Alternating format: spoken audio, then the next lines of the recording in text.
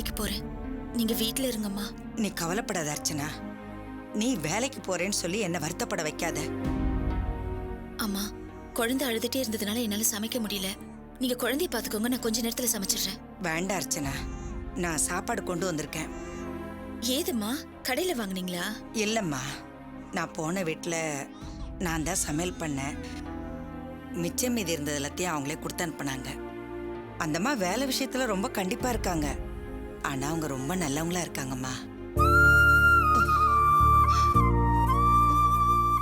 அம்மா, ஏமா கண் கலங்குறீங்க? இல்ல, நம்ம வீட்டுல என் கையால சமையல் பண்ணி எத்தனையோ பேருக்கு சாப்பாடு போட்டிருக்கேன், கொடுத்தும் அனுப்பியிருக்கேன். ஆனா இன்னைக்கு அடுத்தவங்க வீட்டுல மிச்சமான சாப்பாட்டை எடுத்துட்டு வர்ற மாதிரி ஆயிடுச்சு.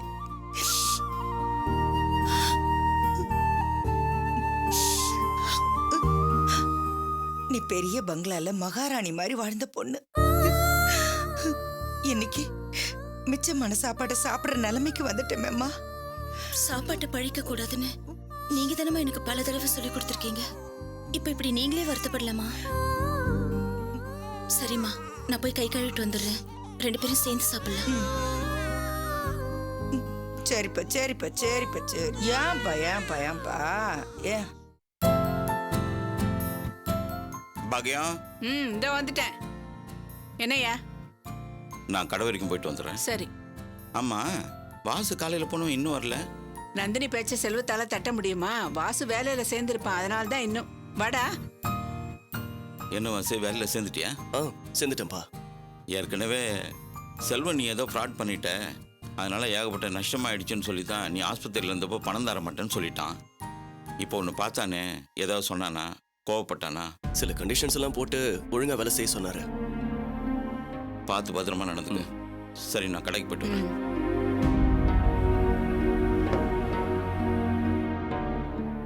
டேய் வாசு, நந்தினி எதுவும் சொல்லல? இல்லடா, நீ அவளுக்கு கெடு கொடுத்து விரோதமாலாம் இருந்தல்ல, அதான் அவ எல்லாத்தையும் மறந்துட்டாளா, மனசுல எதுவும் வச்சுட்டு இருக்காளான்னு கேட்டேன். பழசெல்லாம் மறந்துட்டு நான் சொல்றபடி நீ நடந்துக்கிட்டீன்னா 2 பேருக்கும் நல்லதுன்னு சொன்னாங்க. நானும் அதான்டா சொல்றேன் வாசு. நந்தினிய பகைச்சுக்காம இருக்கிறதாண்டா நமக்கு நல்லது. என்னம்மா அப்ப அண்ணியோட நிலைமை? அது அர்ச்சனாவோட தனிப்பட்ட பிரச்சனைடா. நந்தினி யாருக்கு கெட்டவளா இருந்தாலும் நமக்கு நல்லவளா இருந்து நல்லதானே பண்ணியிருக்கா. அதனால அவளுக்கு அடங்கி நடக்கிறதுல தப்பு என்னடா இருக்கு? என்னம்மா பேசுற? அண்ணி நம்ம குடும்பத்துல ஒருத்தங்க இல்லையா? அர்ச்சனா விதி என்னமோ அதுபடி நடந்துட்டு போட்டுண்டா. நந்தினியை நாம பகைச்சுக்கிட்டு நம்ம தலையெழுத்த நாம மாத்திக்க வேண்டான்னு சொல்றேன். புரியுதாடா? புரிஞ்சு நடந்துக்க.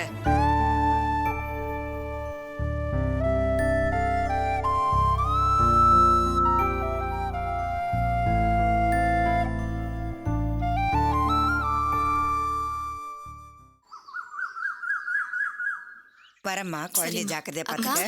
வாமா ரேவதி, வாப்பா வாசு, வாங்க உள்ள வாங்க. வாங்க வா ரேவதி, வா வாசு. வாங்கப்பா, வாங்க உட்காருங்க. உட்காருங்க.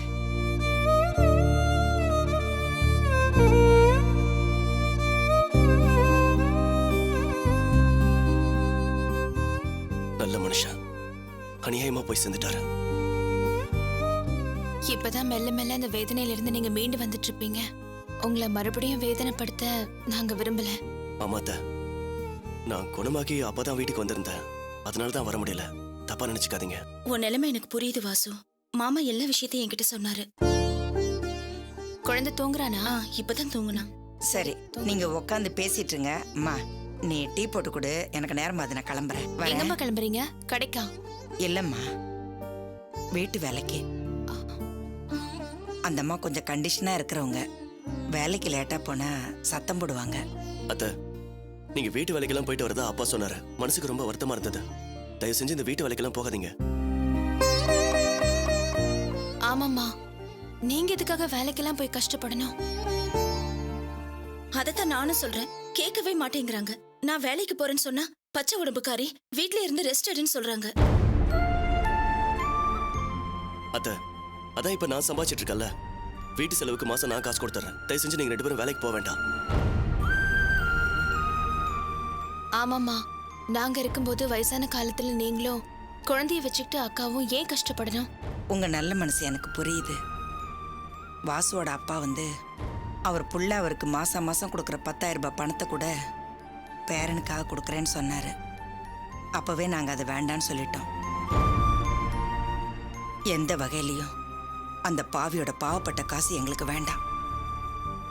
என் உடம்புல உயிர் இருக்கிற வரைக்கும் என் பொண்ணையும் என் பேரனையும் நான் உழைச்சி காப்பாத்துவேன்.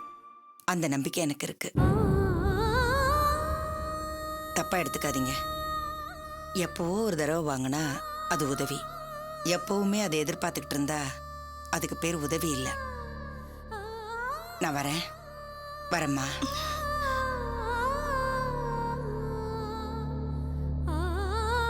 என்னால எங்க அம்மாவுக்கு எவ்வளவு கஷ்டம். என்னால மட்டும் இல்ல, எங்க அம்மா வயித்துல பிறந்த எங்க 4 பேரை நினைச்சோம் அம்மாவுக்கு நிம்மதியே இல்ல. அண்ணி, உங்ககிட்ட நான் ஒரு விஷயத்துக்காக மன்னிப்பு கேட்கணும். உங்களுக்காக நந்தினி கிட்ட நியாயம் கேட்க போகும்போது தான் எனக்கு ஆக்சிடென்ட் ஆச்சு.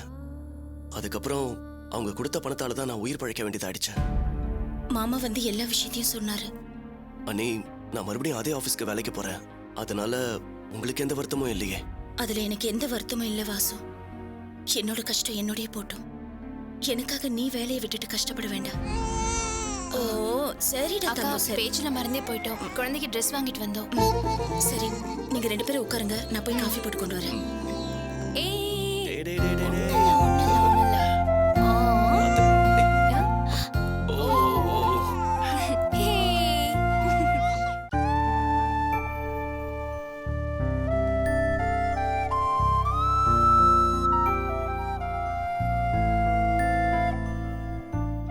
அர்ச்சனா அணியோட நிலைமை நினைச்சா ரொம்ப வேதனையா இருக்கு ரேவதி. எப்படி இல்லாம கஷ்டப்பட்டு நல்லபடியா வாழ்ந்தவங்க ஆரம்பத்துல கஷ்டப்பட்ட நிலைமையை விட இப்ப ரொம்ப மோசமான நிலைமைக்கு தள்ளப்பட்டுட்டாங்கல்ல.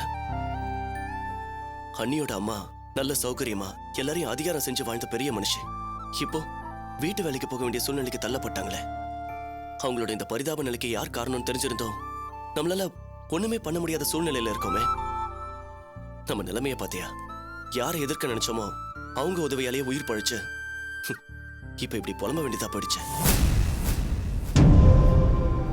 இதை நம்ம சும்மா விடக்கூடாது ரேவதி. என்னதான் நந்தினியோட உதவியில நான் உயிர் பழிச்சிருந்தாலும் கூட நமக்கும் மனசாட்சின்னு ஒண்ணு இருக்குல்ல. அண்ணியை கண்டிப்பா இந்த நிலைமையில இருந்து மீட்கணும். அந்த நந்தினி நமக்கு பணம் கொடுத்து உதவி பண்ணதே நம்மளை கட்டி போடுறதுக்காக தான். இதுக்கப்புறமும் நம்ம வாயை மூடிக்கிட்டு பேசாம இருந்தா அர்ச்சனா அன்னைக்கு நாம செய்யற பெரிய துரோகம் ஆயிடும்ல. நேரடியா அன்னைக்கு உதவி பண்ணலனாலும் மறைமுகமா ஏதாவது கண்டிப்பா பண்ணியே ஆகணும். சரி, நீ அதை பத்தி ஏதாவது யோசனை பண்ணி வச்சிருக்கியா? எந்த நந்தினிக்காக அண்ணன் திட்டம் போட்டு அண்ணியை வீட்டை விட்டு வெளியே அனுப்பிச்சாரோ அதே நந்தினிய அண்ணன் வீட்டை விட்டு வெளியே அனுப்பணும். அண்ணனும் அண்ணியும் அந்த வீட்டுல சந்தோஷமா வாழணும். அதுக்கு நம்ம ஏதாவது செய்யணும் ரேவதி. ஓ மனசுல உள்ளதுதான் வாசு என் மனசுலயும் ஓடிட்டு இருக்க. அர்ச்சனா அக்கா மறுபடியும் செல்வம் மாமாவோட சேர்ந்து வாழணும். அந்த நந்தினிய மாமாவே அடிச்சு வீட்டை விட்டு விரட்டணும். அதுக்கு என்கிட்ட ஒரு யோசனை இருக்கு. நாம மட்டும் எப்படியாவது அதை செஞ்சிட்டோம்னா நந்தினி மாமாவோட வாழ்க்கையை விட்டு வெளியே போயிடுவா. அவளை அவரே விரட்டி அடிச்சிடுவாரு. அர்ச்சனா அக்கா மறுபடியும் நல்லபடியா மாமாவோட சேர்ந்து வாழலாம். என்ன யோசனை சொல்லு ரேவதி. நம்ம எப்படியாவது அதை செஞ்சு முடிப்போம். அண்ணி வாழ்க்கையை கண்டிப்பா காப்பாத்தி ஆகணும்.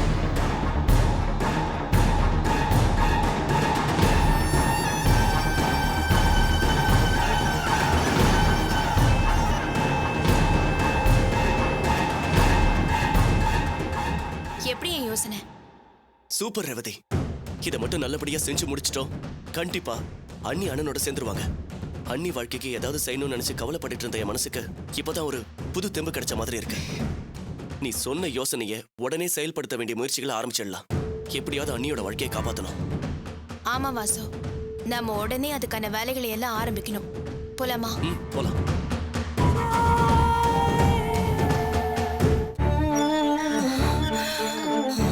பார்த்து பார்த்து பார்த்து மெதுவா போ. உடம்புக்கு முடியலன்னா எதுக்கு வேலைக்கு வர? யாரையும் காணுமே. வா. என்னம்மா சிவகாமிக்கு என்ன ஆச்சு? என்னம்மா அது உன்கிட்ட வேலைக்கு ஆள் வேணும்னு சொல்லி கேட்டதுக்கு என்ன கொலகாரியாக்கி ஜெயில வச்சிருவ போல இருக்க. என்னம்மா என்ன ஆச்சு சொல்லுங்க. என்னத்த சொல்றது? அந்த அம்மாவுக்கு உடம்பு பூரா வியாதி போல இருக்கு. நான் வெளியில போயிட்டு வந்து பார்த்தா மயக்கம் போட்டு கீழே விழுந்து கிடக்குறாங்க. அடிச்சு புடிச்சு கார்ல தூக்கி போட்டு ஆஸ்பத்திரிக்கு போனதுக்கு அப்புறம் தான் தெரிஞ்சது அந்த அம்மாவுக்கு பிரஷர் இருக்குதான். ட்ரிப்ஸ் ஏத்தி கூட்டிட்டு வந்திருக்கேன். நான் கொஞ்சம் லேட்டா வந்திருந்தா அந்த அம்மாவுக்கு என்ன ஆயிருக்கும். இனிமேலெல்லாம் இந்த மாதிரி ஆளுங்களை வேலைக்கு அனுப்பாத. இந்த புடி, அந்த அம்மா வேலை செஞ்சதுக்கான பணம் வச்சுக்க. சிவகாமி, உனக்கு பிரஷர் இருக்கிற விஷயம் எனக்கு தெரியாது. தெரிஞ்சிருந்தா உன்னை வேலைக்கு அனுப்பியிருக்கவே மாட்டேன். யோசிச்சு பாரு, உனக்கு ஏதாவது ஆயிருந்தா அர்ச்சனாவோட நிலைமை என்ன ஆயிருக்கும்? அர்ச்சனா, இந்தா அம்மா உள்ள கூட்டிட்டு போ. அம்மா வாங்கம்மா. போய் படுத்துங்க சிவகாமி. பார்த்து.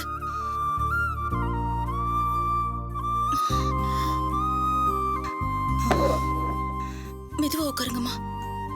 பார்த்து. அம்மா அழாதீங்கம்மா. ஹாஸ்பிட்டல் போலாமா? உடம்பு வலிக்கல எனக்கு, என் மனசு வலிக்குது அர்ச்சனா. ரொம்ப வைராக்கியத்தோட வேலைக்கு போய் உன்னை குழந்தைய காப்பாத்துவேன்னு சொன்னேன். என் போதாத காலம். வேலைக்கு போன 2வது நாளே உடம்பு சரியில்லாம வந்துட்டேன்னு. இனிமே எப்படிமா நான் உங்க 2 பேரையும் காப்பாத்த போறேன்? மனசுக்கு இருக்கிற வைராக்கியம் உடம்புக்கு இல்லாம போயிடுச்சு. உங்க 2 பேரையும் எப்படி நான் காப்பாத்த போறேன்னு தெரியல. அம்மா அழாதீங்கம்மா. இப்பதானே ஹாஸ்பிட்டல்ல இருந்து வந்திருக்கீங்க. இந்த மாதிரி வேலை எல்லாம் உங்களால முடியாதுன்னு தான் நான் உங்களை வேலைக்கு போவேன்னு சொன்னேன். நீங்க என் பேச்சை கேட்கவே இல்லை. ஒரு வகையில இப்படி நடந்தது கூட நல்லதுக்கு தான். அம்மா இனிமே நீங்க வேலைக்கு போக வேணாம். வீட்டுல இருந்து குழந்தைய பாத்துக்கோங்க. நான் வேலைக்கு போறேன். அர்ச்சனா, பயப்படாதீங்கம்மா. பச்சை உடம்புக்காரின்னு பயந்துட்டு இருந்தா இந்த காலத்துல பிழைக்கவே முடியாது. இனிமே நீங்க வேலைக்கு போக வேணாமா. நான் போறேன். கடவுள் நம்மள கைவிட மாட்டாருமா. உங்களை வேலைக்கு அமிச்சிட்டு வீட்டுல இருந்து நான் பட்ட பாடு எனக்கு தாமா தெரியும். இன்னைக்கு அதுக்கு ஒரு முடிவு கிடைச்சிருச்சு. இனிமே நீங்க எங்கேயும் போக வேணாம். நானும் உங்களை வேலைக்கு எங்கேயும் அனுப்ப மாட்டேன். வீட்டுல இருந்து ரெஸ்ட் எடுங்க. இருங்கம்மா, நான் உங்களுக்கு காஃபி போட்டு கொண்டு வரேன்.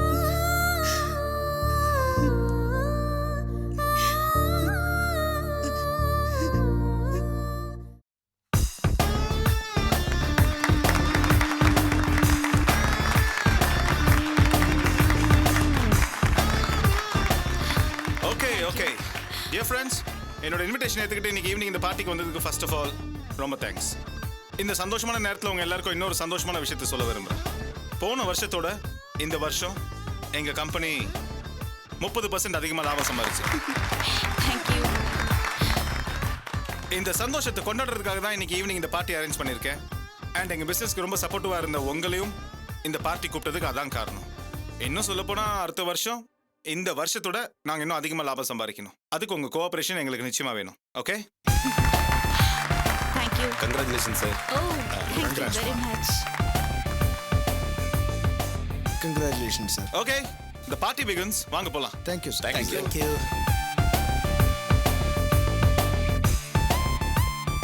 மிஸ்டர் செல்வம், எல்லாரும் தான் கம்பெனியில் லாபம் சம்பாதிக்கிறாங்க. ஆனால் யாரும் இந்த மாதிரி பார்ட்டி வச்சு சம்மந்தப்பட்டவங்களை சந்தோஷப்படுத்த மாட்டேங்கிறாங்க. அதுக்கெல்லாம் பெரிய மனசு வேணும்ல. உங்களுக்கு அந்த நல்ல மனசு இருக்கு.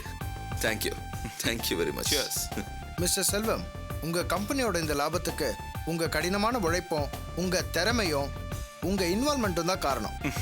இல்லை என்னோட கடினமான உழைப்பு, திறமை, இன்வால்மெண்ட் இதெல்லாம் மட்டும் என் வெற்றிக்கு காரணம் இல்லை. என்னோட இந்த வெற்றிக்கு காரணம் நந்தினி தான். ஒவ்வொரு ஆணோட வெற்றிக்கு பின்னாடி ஒரு பெண் இருப்பான்னு சொல்லுவாங்க. என்னோட வெற்றிக்கு பின்னாடி என் முன்னாடி நிக்கிற நந்தினி தான் காரணம். என்ன செல்வம் இது? ஐ நோ செல்வம், இவங்க தான் உங்க மிகப்பெரிய பலம். உங்க பர்சனல் விஷயத்தை பத்தி பேசுறேன்னு தப்பா எடுத்துக்காதீங்க. உங்க ஒய்ஃப் இப்ப கூட இல்லைன்னு எனக்கு தெரியும். உங்க ஒய்ஃபை பிரிஞ்சு இருக்கிற நீங்க ஏன் இவங்களை உங்க ஒய்ஃபா கேட்க கூடாது?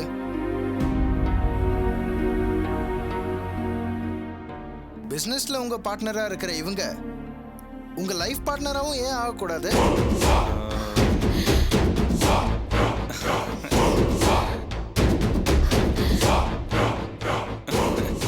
மிஸ்டர் கிருஷ்ணன், இதுல தப்பா எடுத்துக்கிறதுக்கு எதுவுமே இல்லை.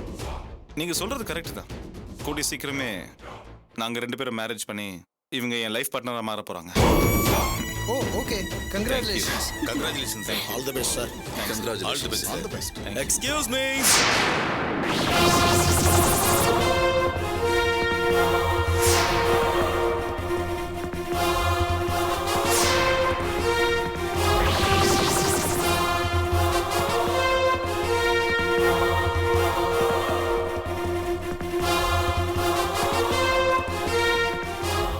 Hi Selvam. Hi Nandini. Congratulations to both of you. Please, it's for you. என்ன எப்படி பார்க்குறீங்க? என்ன தெரியல? நான் தான் செழியன் ஃப்ரம் கோயம்புத்தூர். நீங்கள் எப்படி இங்கே? உங்கள் அச்சீவ்மெண்ட்டை செலிப்ரேட் பண்ணுறதுக்காக தான் வந்திருக்கேன். முதல்ல இந்த பொக்கே வாங்கிக்கோங்க ப்ளீஸ். Please Selvam. கங்க்ராச்சுலேஷன்ஸ். என்ன ஒரு தேங்க்ஸ் கூட சொல்ல மாட்டீங்களா? தேங்க்ஸ். That's okay. நம்ம 3 பேரும் கொஞ்சம் தனியாக பேசணும், வரீங்களா? If you don't mind please. Please you can. I will come back.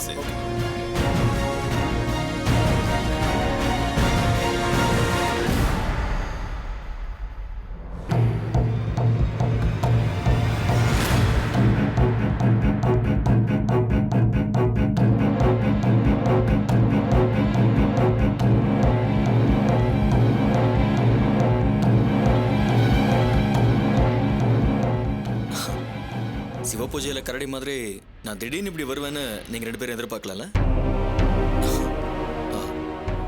Nandini please என்னை ஏற்றுக்க. செல்வம்,